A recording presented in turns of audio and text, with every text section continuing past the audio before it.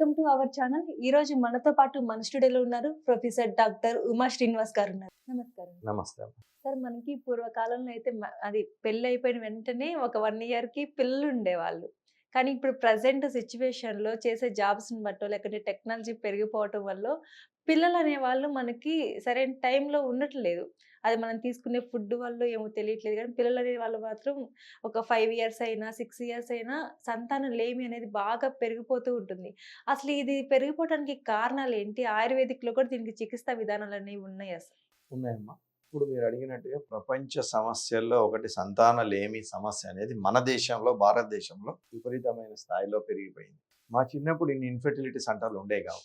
ఇప్పుడు ఎక్కడ చూసినా గల్లీకో ఇన్ఫెర్టిలిటీ సెంటర్ పెడుతుంది. అవును సార్. మనం దీనికి అసలు ఎందుకు అనేది మనం ఎక్కడి నుంచి చూడాలమ్మా? ఏదైనా అసలు what is the root cause, అసలు ముఖ్య కారణం ఏంది, ఈ పరిస్థితి ఎందుకు ఏర్పడుతుంది అని చూసినప్పుడు ఈ సంతానలేమి అనేది అసలు మనం ఎప్పుడు సంతానం లేదు అని అనుకోవాలంటే వివాహం జరిగిన తర్వాత 2 సంవత్సరాల వరకు పిల్లలు కలగలేదు, వాళ్ళు ఏ విధమైన రక్షణ చర్యలు తీసుకోకుండా, అంటే వాళ్ళంతా వాళ్ళు పిల్లలు వద్దు అని టాబ్లెట్లు కానీ కండోమ్స్ కానీ వాడుకోకుండా 2 సంవత్సరాల పాటు వాళ్ళు సంసార జీవితం గడిపినా కూడా పిల్లలు కానప్పుడు దాన్ని మనం సంతానలేమి సమస్యగా తీసుకోవాలమ్మా. సంవత్సరానికి 6 నెలలకు కాదు.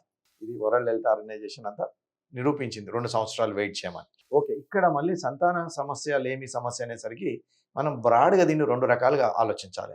ఒకటి స్త్రీ వలన, పురుషుడి వలన.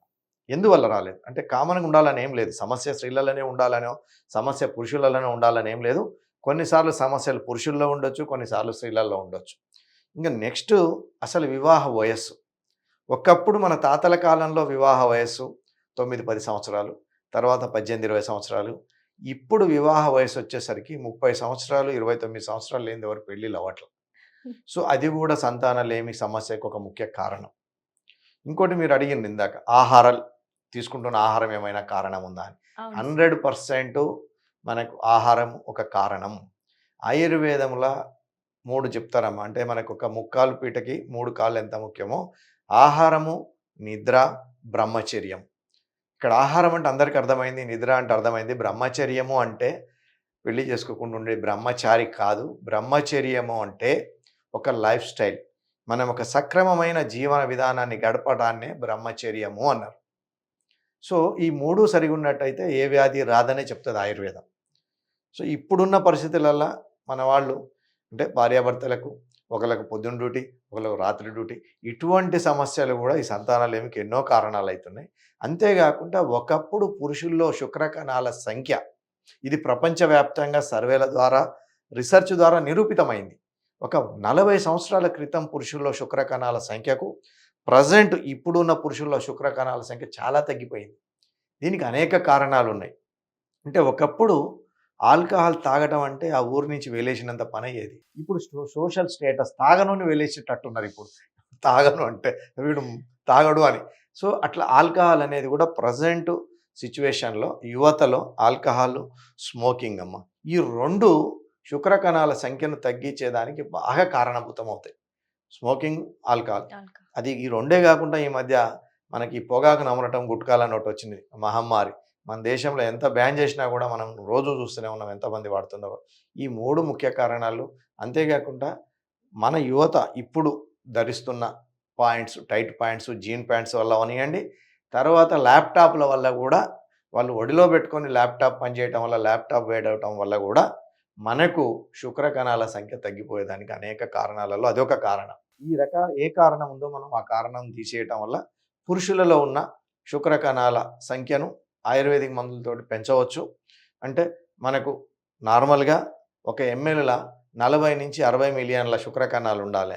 ప్రజెంట్ మా ప్రాక్టీస్లో నేను రోజు చూస్తున్నాం, నెలలో ఒక 10 మంది యువతాన్ని వస్తున్నారు, శుక్రకణాలు 5 మిలియన్లు 10 మిలియన్లు కూడా ఉండట్లేదు. సో ఆయుర్వేదిక్ మందుల ద్వారా పెంచవచ్చు. ఇది పురుషుల్లో ఏర్పడే ఇన్ఫెర్టిలిటీ గురించి. మహిళల్లో ఏంటంటే, మహిళల్లో కూడా ఇప్పుడు పెళ్లి వయసు అనేది 28-29 రావటం, ఈ వాతావరణంలో ఉండే కాలుష్యం వల్ల వాళ్ళకు హార్మోనల్ ఇంబ్యాలెన్స్ అనేది బాగా ఏర్పడుతుంది. ముఖ్యంగా ఒబేసిటీ. ఈ మధ్య అమ్మాయిలో ఒబేసిటీ, పీసీఓడి, పీసీఓఎస్ అనే సమస్య, polycystic ovarian disease, polycystic ovarian syndrome. ఈ సిస్టిక్ అంటే వాళ్ళకు ఉండే ఓవరీస్, స్త్రీలలో ఏంటంటే అమ్మ 2 ఓవరీస్ ఉంటాయి. 2 ఓవరీస్ నుంచి నెలకు ఒక ఓవరి నుంచి ఒక అండం మాత్రమే విడుదలవుతుంది.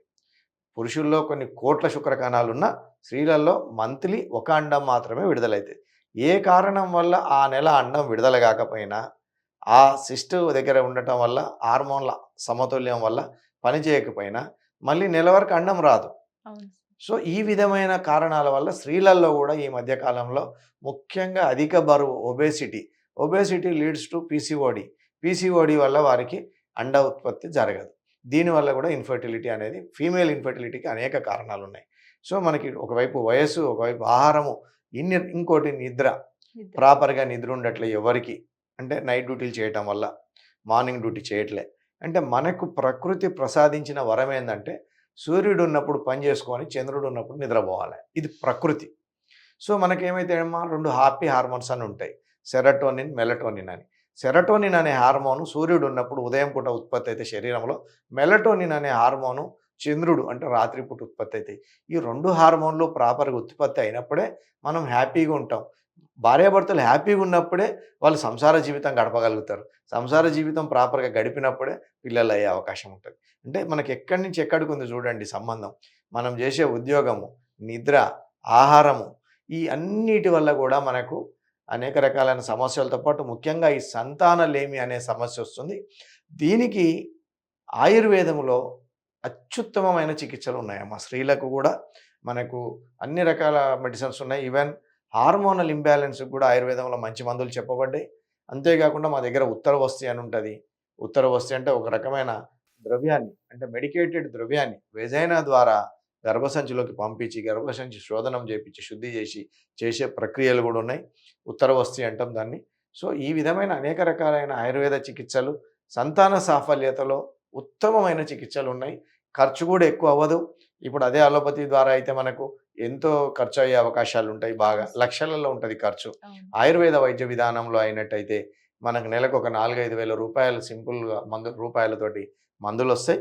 కాకపోతే ఆయుర్వేదిక్ మందులు ఏంటంటే రెగ్యులర్గా 3 నెలల నుంచి 6 నెలలు వాడినట్టయితే మనకు సంతానం లేని సమస్యల నుంచి మనం దూరం కావచ్చు. లేడీస్ అయినా జెంట్స్ అయినా ఎవరైనా వాడొచ్చమ్మా. అంటే సమస్య ఎవరికి ఉందో ఇద్దరు కలిసి ఆయుర్వేద వైద్యుని సంప్రదించినట్టయితే సమస్య ఎవరికి ఉంటే వాళ్ళకే మందులు ఇస్తామమ్మా.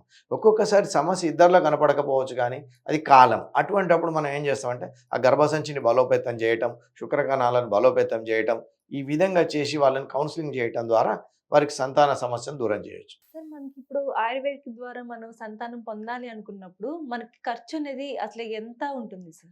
ఖర్చు ఆయుర్వేదిక్లో మినిమం అమ్మ. అంటే ఇప్పుడు మగవారిలో శుక్రకణాల సంఖ్య తక్కువ ఉన్నట్టయితే నెలకి ఒక 5-6 వేల రూపాయల మందులతోటి అయిపోయిద్దమ్మా. 5,000 to 6,000 రూపీస్.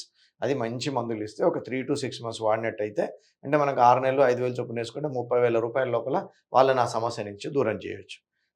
ఆడవాళ్ళల్లో ఒకవేళ ఈ సమస్య ఉంది, లేడీస్లో సమస్య ఉంది, వాళ్ళకి ఇంకా మగవారి కంటే కూడా తక్కువ ఖర్చుతోటి అయిపోతుంది. ఈ పీసీఓడి సమస్య ఉన్నట్టయితే సింపుల్గా ఆయుర్వేదిక్ మెడిసిన్స్ ఇచ్చినట్టయితే నెలకు ఒక 2-3 వేల రూపాయలతోటి లేడీస్లో కూడా ఈ సమస్య దూరం చేయొచ్చు. ఓవరాల్గా మనకు ఒక 50-60 వేలలో వారి సంతాన సాఫల్యత మనం చేయొచ్చు. అది ఆయుర్వేద మందులతోటి. మీ ఇంట్లో ఉండి మేము ఇచ్చే మందులు వాడి మీరు సంతానాన్ని పొందవచ్చు.